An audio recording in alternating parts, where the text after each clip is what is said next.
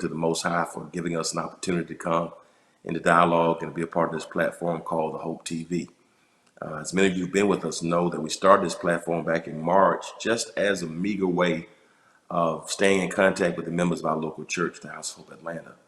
And amazingly, and by the grace of God and through the wonderful support of people like you, what started as just a feeble attempt just to stay in touch with our members during the pandemic has really turned into a global platform. And so from March up until now, this point in July, we've had well over 20 million views of our content via our cumulative platforms. And we're just amazed that people all over the world have been inspired. 20 million, those are the ones that we can account for. And we're grateful. So those who tune in today by Apple TV, Roku TV, Twitch, YouTube, Facebook, Periscope, the House of Hope Atlanta app, the House of Hope ATL.com website, the edoismith.org website. However you're viewing, I just want to thank you for your support because really you're helping us to be hope dealers here. Our aim is to provide you with a daily dose of hope. And of course, all of our programs here are undergirded with a desire to bring content that empowers us spiritually, of course, mentally, and of course, spiritually. And so we're concerned about the whole person, physically, the spirit being, and the emotional well-being. And so we try to have an emphasis on faith, family, finances, fitness, our fellowships, and even some fun. And so it's important for us to be holistic in our approach. And we want people to be aware of what's going on. So whether it's mental health, whether it's us being civically engaged and politically active, whether it's trying to improve our finances, whether it's programming for our senior citizens, for our youth, married couples, singles, men, women, la-di-da, and everybody, really. We're trying just to be a beacon of hope during this time. And if you're watching, drop me a line right now. Let us know the city and state from which you're viewing. That means the world to us. And by the way, if you're watching through a platform that will allow you to subscribe, to like, or to comment, or to share, would you please consider doing that right now? If you're watching right now, you can like the page, you can subscribe, you can comment, you can share. I want you to do that. As a matter of fact, why don't you share this with about 5 other people while you're watching? It's a good program. This is our town hall program and our town hall broadcast, and it's going to be very, very positive.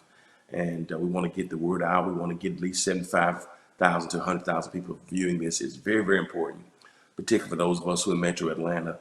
But we're going to have some nuances and some conversations in this program that's going to be impactful no matter where you are, because some of the things that we're going to discuss will be relevant for faith communities and secular communities all over the world, really. And so I'm excited about our time. So as you subscribe, like, share, and comment, that helps us to get the word out, and to get it out. And to get it out helps us with our algorithms as we're trying to grow the platform. We now have 35 programs on Hope TV. It's blowing our mind, and we thank God for all the sponsors who are, sponsoring Hope TV. And I want to thank God for you. I want to give out a shout out to Faith Social right now. Faith Social, who is a sponsor. And if you're looking for a dynamic, revolutionary way of being able to collaborate and dialogue and communicate and converse with believers all over the world, Faith Social allows believers to come together for prayer and for worship and for fellowship, to come together for just the exchange of ideas and for testimony. It is an incredible new platform that's revolutionary. And so I want to shout out to them. So you go to the website, www.faithsocial.com, www.faithsocial.com. Download the app, and you're going to thank me later. Just a positive resource and a positive tool for prayer, worship, Bible study, journaling, and just a virtual community of people who really believe and want to bring hope and inspiration, want the kingdom of God to be on earth, one of peace, equality, and justice. So shout out to Faith Social. Thank you for your support of the Hope TV. And if you've not yet followed Hope TV on social media, please take a moment now. You can follow the Hope TV now on Twitter, Instagram, and on Facebook. We're excited now that in just a few weeks, Hope TV has exceeded 2,000 people on Instagram. And so I want to thank those of you who watch and who've been following Instagram. So we're now over 2,000 people. We want to get to that 3,000 mark by the end of this quarter. And so thank those of you who've been following Instagram, Twitter, and Facebook. I'm appreciative of you and those 2,000 plus who are now following Instagram. May God bless you and may God keep you. I want to get right into our town hall today. I'm excited about this because we see so much negativity in the world, and we see so many stories, particularly now, in cases of brutality and police brutality, and we see so much division between the community. And I've been blessed to be a part of several ventures and initiatives that were designed to engage community and to harmonize law enforcement communities with our local communities. And I've been blessed to witness a man who's on the forefront with a history of just trying to bring people together. And I'm grateful to God for him. And he is a candidate for sheriff of Henry County here in Georgia. And I want to bring him on and just let him share a little about himself, and then we're going to get into our conversation today. So would you receive longtime law enforcement official and candidate in the runoff election for the runoff election for the sheriff of Henry County, Reginald Scandrett. Hey, my new sheriff, what's going on, sir? How you doing? I'm doing well, sir. How about you?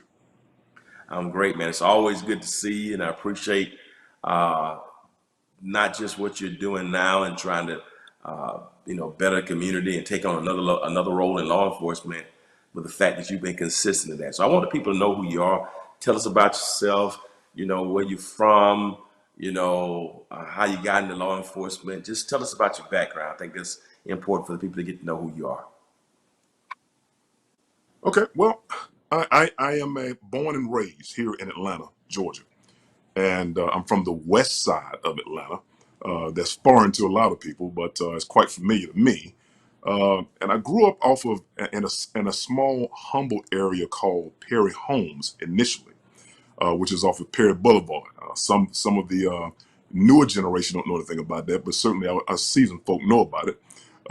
It doesn't exist anymore, but we were there initially, and my mother, we thought we got an increase in life, and my grandmother and mother moved to an area off of Bankhead called Bowen Homes, and we stayed there for quite some time, and then we transitioned again over to an area at Etheridge Court and Old Hightower Road. So I said all three of those to say that I'm a Atlanta born and from the west side and from the hood, so to speak. Humble beginnings. Which high school did you attend? I know so many high schools over in Southwest Atlanta. So which high school did you attend? I don't know of but one. It's only Douglas High School. you know, you know, every Astro has that same dismissal. They don't think about Washington. They don't think about Mays or Thero. It's just all Doug. So hey, so That's right. I should have known that. I should have known that. That's right. Well, great. That means a lot. That you know communities. You were raised in that, so nobody gave you anything. You know what I mean? So when you talk about coming up, by the grace of God and pulling yourself up by your own bootstraps, you can attest to that. And Yes, sir. so tell us this. So how did you end up getting in law enforcement? Because I think you played ball at Douglas too, I believe. So how did you end up getting in law No, enforcement? I did not. It's quite interesting. It's quite the opposite. I initially went to Clark Atlanta University, which was Clark College when I went. When I left Douglas. When I left Douglas, I had, and a lot of folk don't know this. This may even surprise you. But when I left Douglas, I had 14 full musical scholarships because my major initially at Clark College was music. And I went to Clark following my wife. We've been together since the ninth grade. And I did not take the scholarships following her. I was smitten then, and I'm certainly smitten now by her. And I took a course there in music education with a concentration on jazz. And I'm a professional percussionist. A lot of folk don't know that as well. And so I stayed there until the partial scholarship that they gave me ran out. And it's interesting at that point that I had to get involved in life and make sure I sustained myself. And initially, my thought was to go back to school to concentrate on music. Well, God had another plan. And I've always been a leader, even through high school and even being below, before high school. And so I took an opportunity to get involved into, when I was 20, into the Cobb County Sheriff's Office to originally get some funds to go back to school. And once I started there in 1990, I progressively got promoted. It seemed as though I got promoted every other year to progressive levels of responsibility. Um, and my thought subsequently was to go back and to always go back to my musical roots. And so that was not the path that God wanted me to take at that point in time frame. So I locked in into law enforcement. I took that very, very serious. I subsequently went back to St. Leo's to get my degree in criminal justice. And I came out magna cum laude from there. And I progressively began to get promoted over the 30 years as I was there. I started as a entry level as a detention officer one, and everything north of that is a promotion. So I started as a detention officer one, and I was promoted to detention officer two, then promoted to detention officer three, then promoted to deputy sheriff, then promoted to sergeant, then promoted to lieutenant, then promoted to captain, then promoted to major, then promoted to chief of jail operations, which unfortunately, the Cobb County Jail is the largest jail under one roof in the state of Georgia. And so, from an executive position, my budget there was $56 million just for the jail at that time Wow. frame. And the jail is a city within a city. I mean, we may have approximately 5,000 people in it at one point in time frame. For inmates only at capacity, the Cobb County Jail holds up to 3,998 people. That's not including the staff, not including the vendors. And so I gave oversight to that as a chief jailer with a $56 million budget. And then I was subsequently promoted to the highest non-elected position in law enforcement, which is called the chief deputy. And the chief deputy gives oversight to the entire sheriff's office. And so my position there was a $91 million budget. And I gave oversight to the jail division, respectively, field division, court division, training division, reserve division, respectively. Man, what an illustrious history, and I've been able to was able to bless. I was blessed to see you in those capacities. I think when I met you, you were already chief deputy or on your way. 30-year career in DeKalb County. I guess my question would be, do you feel all those promotions and all of those enhancements, and you came up the ranks so fast? How do you feel your history in and as DeKalb County chief deputy and all the various positions? How have they qualified you to run to be the sheriff of Henry County? Well, very good question. I believe that the higher you go in the room, the more the room you can see. And you can't skip any part of the room along the way. I had a friend of mine that I just talked to, quite interesting. He's an airline pilot here in for Delta. And one of the things he talked to me about was every certification and training level that he had to go through to fly 747s. And I'm always humbled by that and at peace with that when I take a flight, because when he takes off from the ground, and particularly when he goes through turbulences, I am comforted to know that he did not skip a level. There was not a level of training that he overlooked. There was not anything that he did not do to prepare him to make sure that he elevated himself to 35,000 feet, but more importantly, that he could land safely and never lose a passenger. And so every level that I went through along the way, given oversight to almost 900 employees and almost 4,000 inmates, I never lost a person wrongly that we could not give oversight appropriately to, because we have the appropriate training at every single level. So we're certainly humbled by that. Yeah, and I don't think people really understand just the executive management and the professionalism that's required. You're talking about $56 million, almost $100 million budget that you've had to oversee. So it's not just most people think in terms of just law enforcement, just think in terms of just locking somebody up or put them in handcuffs. So, but you talk about you have to manage people and manage inmates and manage policies and the legalities Right. involved in it. So you prepared yourself not just to deal with people, but running running an entity. I mean, you mean that's a major endeavor, and I want to commend you for that because your reputation Thank you, sir. speaks volumes. So, Henry County, what led you, man? You retired from Decatur County. You know, you had a son playing football at one time. I think last time we talked in college football, I believe. Right, It's been maybe 2 years ago we talked about it. So here you are, right. 30 years. You know, started early in your career. Most people after 30 years want to sit back and just chill and go fishing or play the percussions. What is it after 30 years you still have a love for law enforcement and that now it's made you pursue the candidacy for sheriff of Henry County? What is that? What is that? Well, 29 years ago, my wife and I moved to this place that we consider to be God's country, which is Henry County. And we've been vested in the community. We have volunteered in the community, and we just love the community holistically. And so, unless you're up on the rock somewhere, unfortunately, we're inside of a global pandemic with respect to law enforcement in the community. And I feel like too much is given, much is required. And so, with the 30 years experience that I had, I was contacted by the recent sheriff that we have, named Keith McBrayer, who's done an outstanding job. And he let me know that he was retiring and that it's time to pass the baton to someone else. Uh, and so I thought about that and I prayed about that and said, well, God, is this the season that you want me to walk into to help our county go to the next level of excellence? And certainly I was answered with that. And I feel like that was certainly what God wanted me to do. So we threw our hat in the ring. Here we are. We think we're certainly prepared to do that.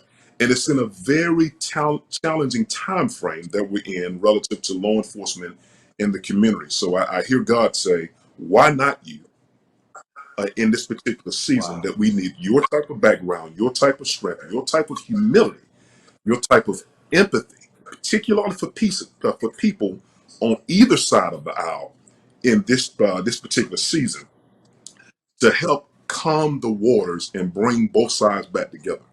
So that's one of the reasons why I felt like I was chosen and I was called, and I just certainly answered the call.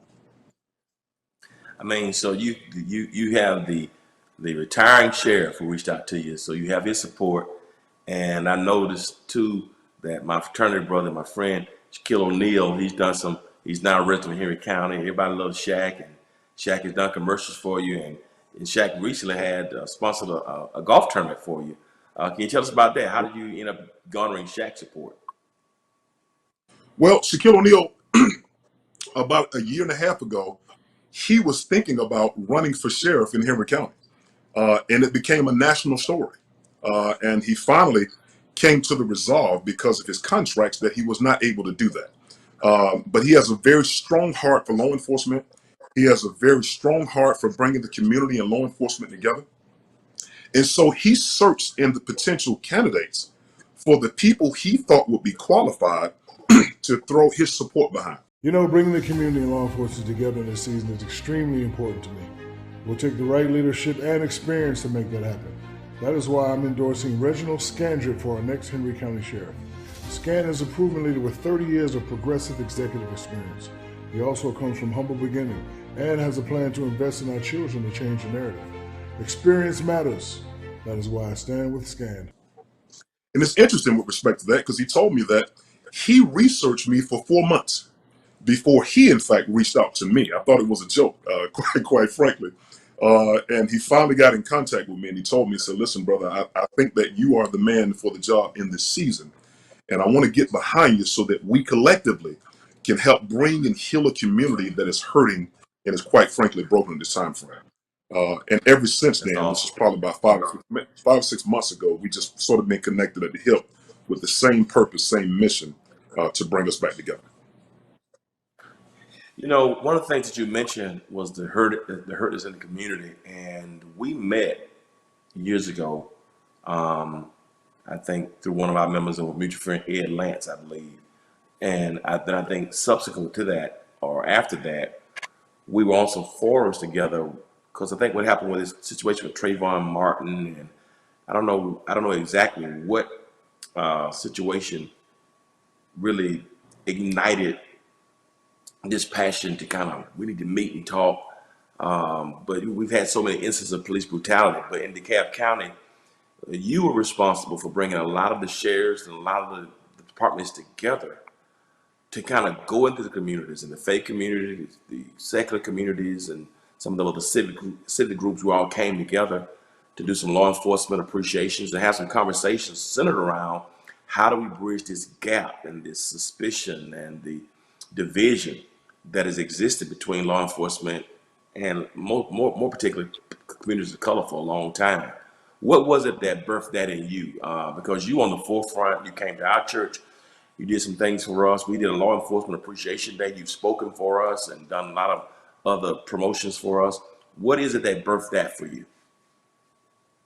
Well, one of the things that we talked about at the time, and I remember it distinctly, is that we talked about we are human too. That was the title. I think you even preached on that. We are human too. And it was certainly apropos in the moment that it's interesting on what law enforcement officers go through on a given day. And it's important that folk understand what those things are. It's challenging, the things that law enforcement people see on any given day. It is quite challenging to even be a police officer. And you will never know that until you walk in those shoes. And I think God has graced me to be able to understand both sides, the challenging sides of the hood and the streets, and the challenging sides of law enforcement as well. And one of the things I wanted to make sure that people understood was to understand why and how police officers think, number one.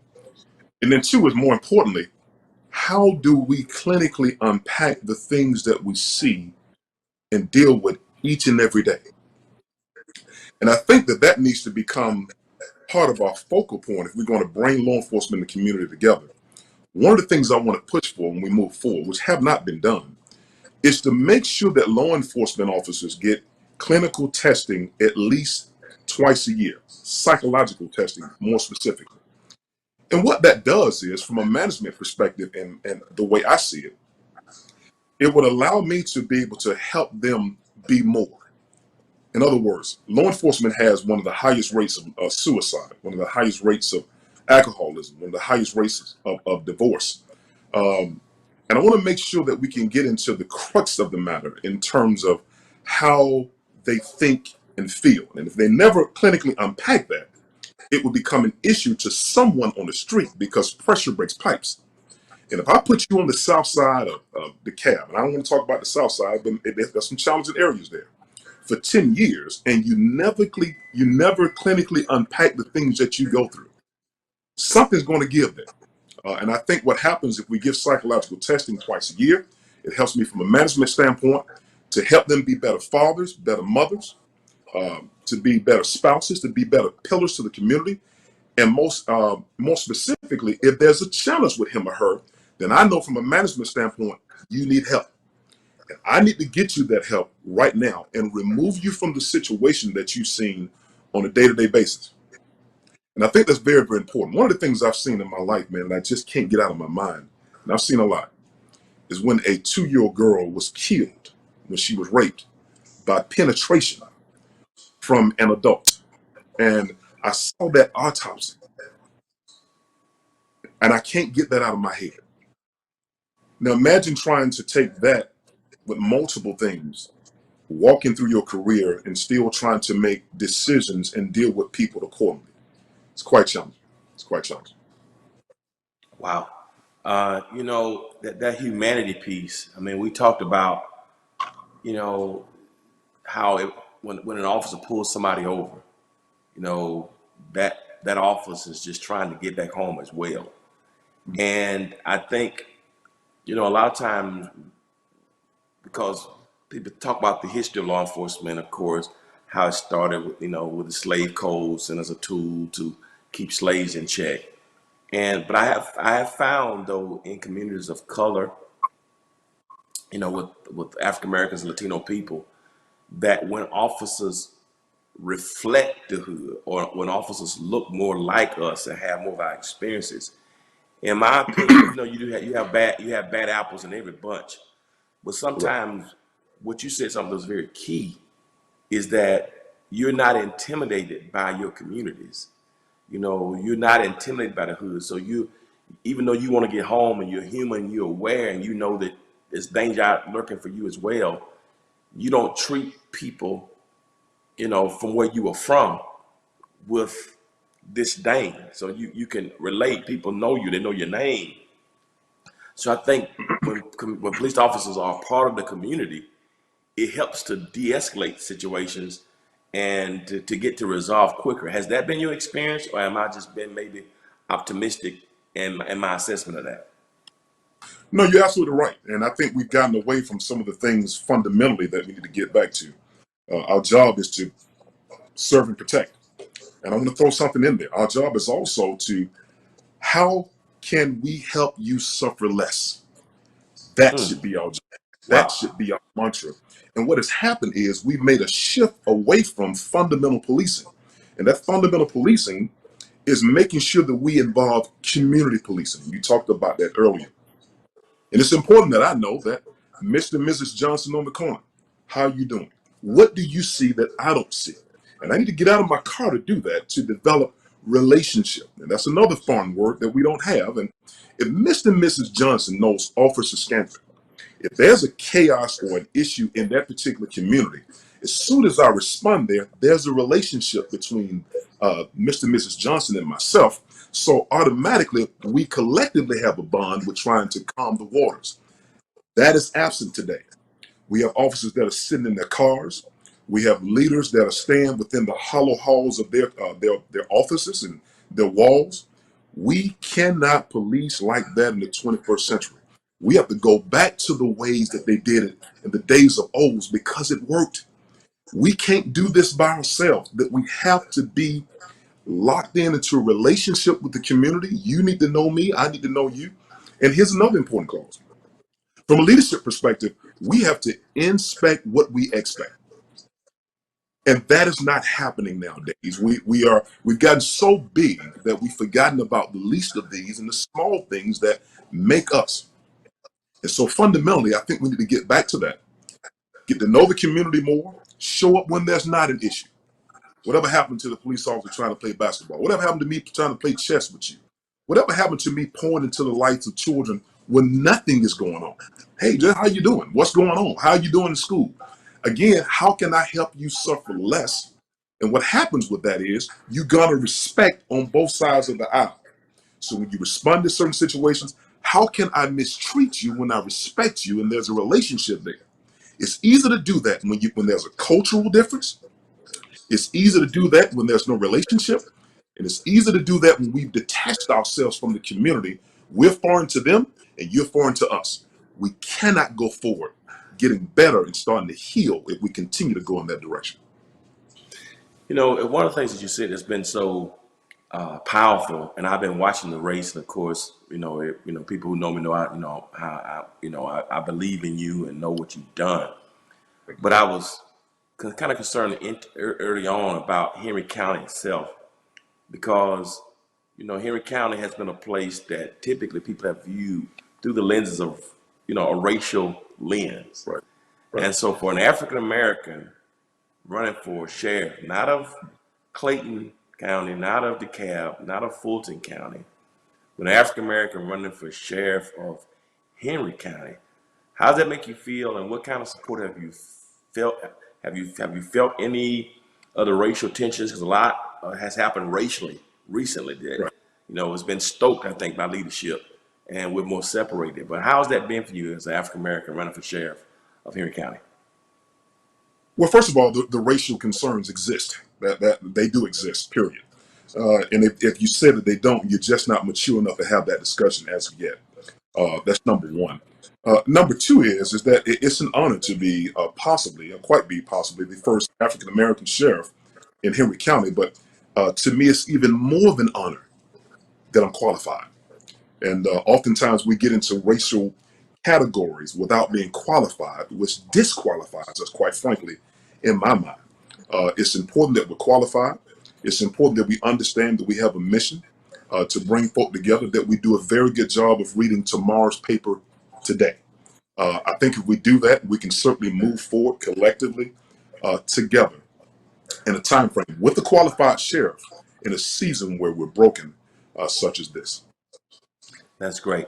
So The election is going to be held on the runoff election, runoff election, and Yes, sir. it was when I saw the ballot, it's like there's 5 or 6 people running, I believe. It's a bunch of people on the ballot. So you're in a runoff August 11th. Can you talk about that? Well, initially there was 7 people on the ballot, on the Democratic ballot, and I was fortunate enough to win out of 37 precincts. All 37 precincts we won. However, you have to win 50% plus 1, and that becomes more challenging when you have that many people in the race. So I got 40% of the vote. So now I'm in a runoff with the person that came in second place. And so we feel pretty good about that. But however, historically, we just don't come back out for runoffs to vote. So I think it's important that we understand and put that word out there that it's important. There's a lot at stake here.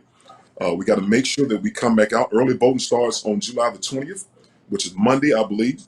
And that will last about 2 or 3 weeks. And then the final day of voting for the runoff, would be August the 11th. And so it's important that we push the word to get back out. You go out and you support the things you believe in. And I certainly believe in this season, with all of the challenges that we have in the law enforcement, it is certainly important that we get back out and cast our voice, which is our vote, to make sure we can change the narrative in this season.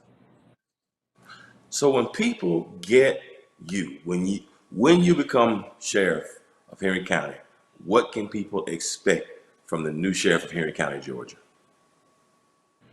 Wow. Well, I'm a person that believes in people and understand people. And I know there was a reason why the challenge. I used to wonder. I used to ask God when I was growing up, God, did you curse us? Why are we going through so many challenging time frames? Why did my father leave at a very early age? Why are we growing up in such challenging times where I'm seeing, folk murdered on the street and things of that nature? But he was preparing me for a time frame that I could, such as this, that I could be sensitive, compassionate, and empathize, and I can empathize with people that has been through those type of things, to help them get through life to be better citizens and to help me to be a better leader in this time frame. So when they get me, they get that person holistically. I never forget where I came from, and I never forget trying to get people to the next level to strengthen them in this type of season and beyond. So I have an opportunity to have the first African-American sheriff in the history of Henry County, Georgia, which that sounds just otherworldly. I remember riding to and fro from Macon, Georgia, to school here at the AU Center 30 plus years ago, when I moved to Atlanta in '88 to go to college. And I remember the 2 places that you had to really be careful. One was Forsyth, Georgia, which is Monroe County, and the Right. other was Henry County. Okay. Because Right. Henry County didn't play, and my mother and my father said to me, when you get through Henry County, you slow down. If the speed limit is 55, you go 40. If the speed limit is 60, you go 50. And so, having that just placed in me over and over and over again as a teenager, driving back and forth from Atlanta to Macon, and now here I am, 30 years later, to be having a conversation with somebody who grew up on the West Side, Perry Holmes and Bankhead, Douglas High School, spent his career in law enforcement, 30 years in Decatur County, who is the front runner really, and has a great chance to be the first African American mayor of Henry County. Is absolutely stellar, and it shows just how society is changing. Now there's nothing outside the reach of God and possibilities. So I just want to commend you for that. I think you are an incredible person. How's your family handling the election process and all that? This is your first time running for the elected office. How's that working for you? And it's going well. That's one of the things that I tell people. That's politics and that's politics. Yeah. And it's important that we understand the difference between the two. And when folk start to get into the politics, you stay the course. It may be challenging oftentimes to the family, but look at what the facts of those are. We need reasonably prudent people to do the research to make sure they find out the facts. And I think once we do that, our family understands it. We're just sort of chucking along, making sure that we stay the course. It's a journey. We got to make sure that the race is not given to the swift or to the strong, as you well know. It's given to those that endure. until the end. So we're enduring during this time frame, to answer your question. Well, I want to thank you for just spending this time with Town Hall. I've been watching this race, and of course, watching your journey for a while, and you've been supportive. You know, I've seen you there when you've had to bury some of the DeKalb County sheriffs. You know, those who passed tragically. You've been, you know, a source of inspiration to officers and their families. I've seen you on several occasions when officers passed away. DeKalb County, Henry County, we've been at funerals together. I've seen you, you know, try to bring peace in communities that were hurting because of division between law enforcement. So the things that you said, I appreciate this interview and this time with you sharing, because it's not just theory. You know, a lot of times when I do these interviews, I'm getting people's story, and which is important. But I appreciate this interview because this is not just a story or theory. I've seen you walk out what you're saying, saying. You know, I've seen you live what you're modeling, and that means the world to me and so many other people. So I just want to commend you for who you are, sir, and wish you Godspeed. And so those who are watching now, who live in Henry County, know somebody who lives in Henry County, listen, July 20th, early voting starts again. This is a runoff election. And as Sheriff says, you know, people typically stay home during runoff elections. We need everybody, lottie-dottie, and everybody to get to the polls. And the main day is August 11th. Is there anything else you want to share with us before we close this broadcast out? No, so I'm humble for the opportunity, and I'm just humbled to be in a position to be a servant to bring us together in this season. So I'm certainly positioned and ready to go day one, given the support of all the people that live in what we consider to be God's country, Henry County. Well, listen, family, you're going to get more information. Reginald Scandrett's information is on the screen. Now. www.scandrettforsheriff.com. You can go there. You can contact him, make donations, get more information about his platform, just to connect. If he has any events, you got some other questions you want to ask, please reach out to him. This is somebody who I respect a great deal, and somebody who I know is going to be responsive, and somebody who I know cares. And so we need people like that in leadership. So please reach out and get the information, and be blessed by it and be empowered by it. Sir, we wish you Godspeed. Again, thank you for being part of Town Hall today. And we're going to do all we can to help get the message out so people can go out and exercise their right to vote for this runoff. So I appreciate you so very much. Thank you, sir. And thank you for having me, Doctor. Hey, family, you've been watching this episode of Town Hall on the Hope TV. I've been fortunate and privileged today to interview Reginald Scandrett, 30-year law enforcement veteran who's now seeking the office of Sheriff of Henry County, Georgia. And if he wins that position, he's going to be the first African-American sheriff in the history of Henry County, Georgia, which is noteworthy in of itself. If you know anything about Georgia, you know what I'm talking about. And so, hey, check him out.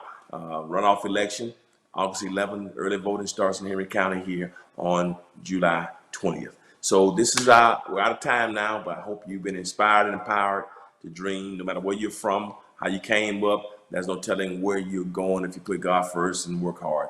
Let Reginald Scandrett's example in life be an example to all of us, that we can overcome odds and we can ascend to heights that we never fathomed. You've been watching Hope TV today. As always, remember this: if you'll be good to God, God will be good to you. Until next time, peace. Thank you for watching Town Hall.